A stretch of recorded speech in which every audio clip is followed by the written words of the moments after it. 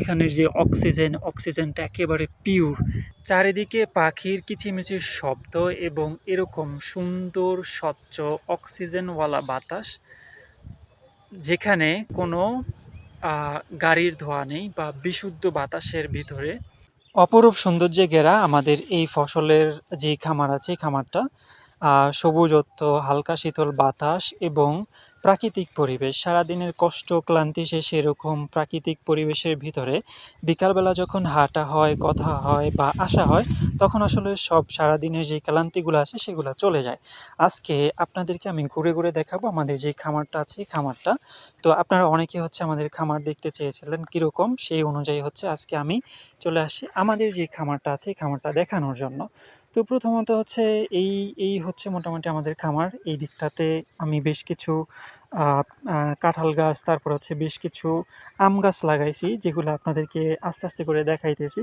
এবং এটা হচ্ছে আমাদের মরিচ এবং করলা এবং হচ্ছে যে পেঁপের চাষ আছে সেগুলো আমরা এখানে করছি।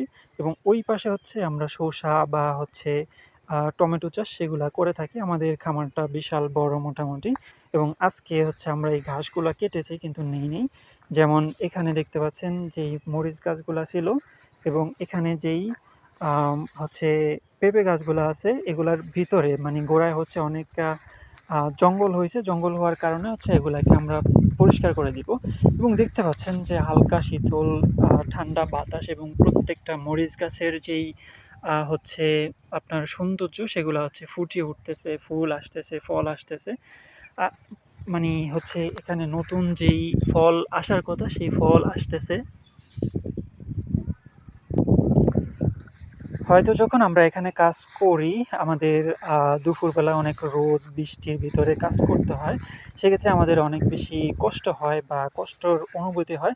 কিন্তু দেখুন এরকম সুন্দর হচ্ছে ফল দেখলে বা ফুল দেখলে সেই কষ্টটা চলে যায়। বিস্তীর্ণ সবুজ এই প্রাকৃতিক দৃশ্য হচ্ছে বলার মতো না। ওই পাশে হচ্ছে বিস্তীর্ণ ধান ক্ষেত, যে ধান ক্ষেতের ভিতরে মাত্রই হচ্ছে ধানের যেই আহ, ছড়া আছে সেগুলা ফুটে উঠেছে। এবং দেখুন কত সবুজ। আপনার যদি অনেক বেশি মন খারাপ থাকে, তাহলে এই সবুজের ভিতরে এসে যদি আপনি কিছুক্ষণ বসে থাকেন, তাহলে আপনার সব মন খারাপ, ডিপ্রেশন, হতাশা সব কিছু চলে যাবে। যেটা আমি করি আসলে। এই যে প্রাকৃতিক হাওয়া, তারপর হচ্ছে প্রাকৃতিক সৌন্দর্য, এগুলো আসলে মানে শহরের জীবনে হয়তো পাওয়া যাবে না। আমাদের অনেক সময় অনেক বেশি হতাশা, ফ্রাস্ট্রেশন থাকে, তখন হচ্ছে বিশেষ করে আমি যেটা করি, এখানে এসে বসে থাকি।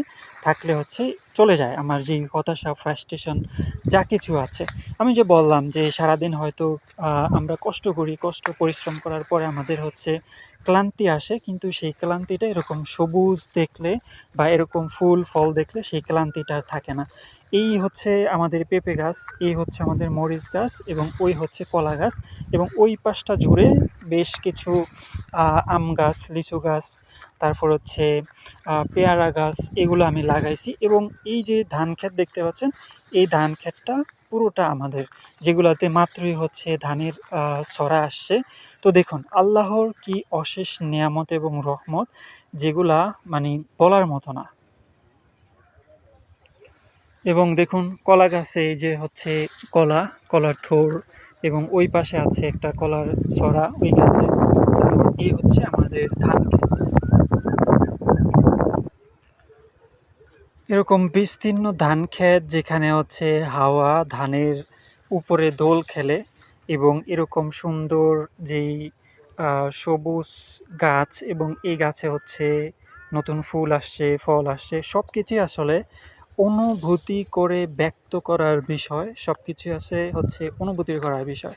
যেমন আমাদের এখানে এই যে যে প্রাকৃতিক পরিবেশের ভিতরে আমরা অনেকেই থাকি, কিন্তু হয়তো আমরা এইটা নিয়ে হচ্ছে সন্তুষ্ট না। বাট এরকম প্রাকৃতিক পরিবেশের ভিতরে আসার জন্য শহরের কত মানুষ ওয়েট করে, অপেক্ষা করে, বা হচ্ছে আকাঙ্ক্ষা তাদের এখানে আসা।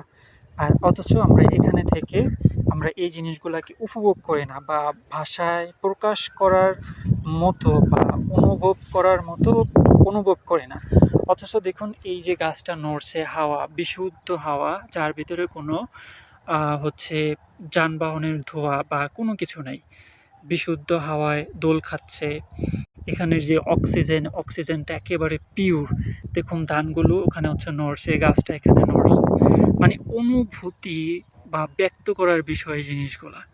প্রকৃতি এরকম একেবারে খুব কাছ থেকে দেখতে পারাটা খুবই ভাগ্যের ব্যাপার। এবং এই যে গাছটা আছে, এই গাছটা আমার নিজের হাতে রোপণ করা।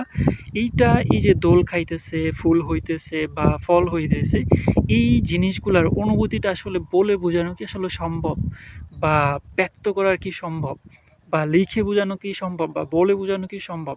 এই জিনিসগুলা করতে হলে বা বুঝতে হলে আপনাকে অবশ্যই এই জিনিসগুলা করতে হবে।